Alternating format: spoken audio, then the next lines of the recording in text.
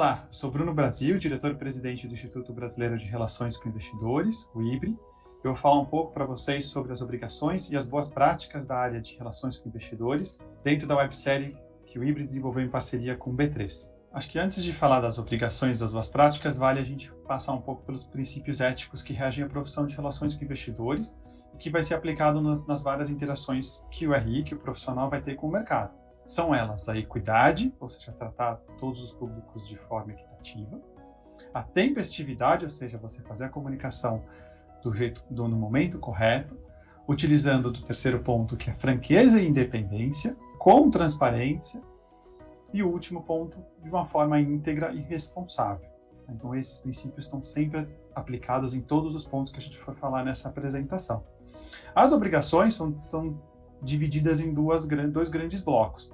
Obrigações periódicas, são aquelas já previstas em regulações ou na legislação, e que dizem respeito àquelas entregas ou interações que o profissional já sabe que vão acontecer. Eu destaco aqui as principais, são elas o formulário de referência, é um compilado de várias informações para o mercado, das mais diversas naturezas, divididas em quase 15 capítulos, passando de processos judiciais, aspectos relacionados a riscos, ou histórico do próprio emissor, organização de capital e administração, que tem a sua periodicidade já definida. As próprias demonstrações financeiras, que, como se sabe bem, estão divulgadas com periodicidade trimestral, e as assembleias ordinárias, que também têm a sua agenda definida. Além, ademais dessas obrigações já previstas, a gente tem uma série de outras que também populam o ano das companhias e a vida do RI, que são obrigações eventuais. São elas reuniões de administração, sejam elas do conselho, da diretoria, conselho fiscal, onde se toma uma série de decisões importantes da companhia. Essa comunicação naturalmente sai por ato ou por algum instrumento, que também pode ser utilizado outros instrumentos como comunicados a mercado, avisos aos acionistas, fatos relevantes e por aí vai. Então são obrigações que vão acontecer conforme o desenrolar das atividades da companhia. Essas também são previstas em leis, são obrigações, porém, com uma periodicidade indefinida, ou seja, quando o evento acontece. E o que é importante observar quando a gente fala de obrigações? As regras que estão previstas, e aí nesse momento acho que eu prefiro destacar um único documento que compila a grandíssima parte dessas obrigações, que está geralmente num documento divulgado no início do ano, já por vários anos, pela CVM, por uma superintendência, pela CEP, a qual reúne praticamente a totalidade dessas obrigações de uma forma até simples de entender, num único documento, e serve para referência e também explicita um pouco do pensamento e do entendimento da autarquia com relação a essas obrigações. Então, o ofício circular da CEP, com certeza, é uma grande fonte de consulta. Além dele, as instruções que a CVM vai emitindo periodicamente, e aí é importante que o Relações com Investidores esteja atento a elas para sempre adotar a melhor prática no exercício da função.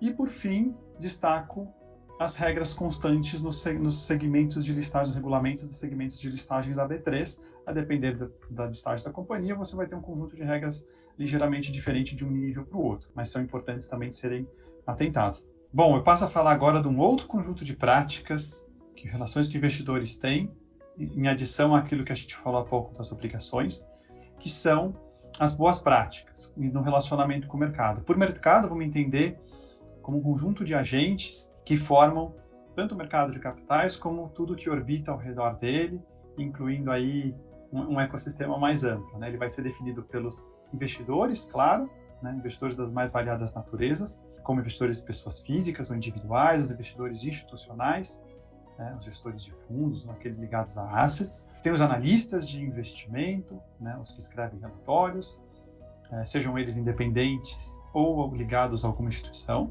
Também temos agências de rating, os próprios órgãos reguladores, o rating ESG, que é uma coisa nova de mercado, e falando de novidade nesse mercado brasileiro mais desenvolvido recente, temos também influenciadores, youtubers, todos se relacionando com as companhias, leia-se relações com investidores. Então, no relacionamento com o mercado, é importante que o RI entenda os principais atributos que fazem a companhia dele ser valorada de um jeito ou de outro, entendendo os principais aspectos que levam a essa valoração e os desvios em relação ao preço justo, né? Estamos falando aqui de 2 tipos de métricas, as financeiras, naturalmente, que são muito atribuídas à nossa profissão, mas também aspectos não financeiros, tá? Que têm ganhado relevância enorme num passado recente e que tendem a aumentar a sua importância não só para a companhia, como no exercício da profissão de RI. Estou falando aqui de aspectos relacionados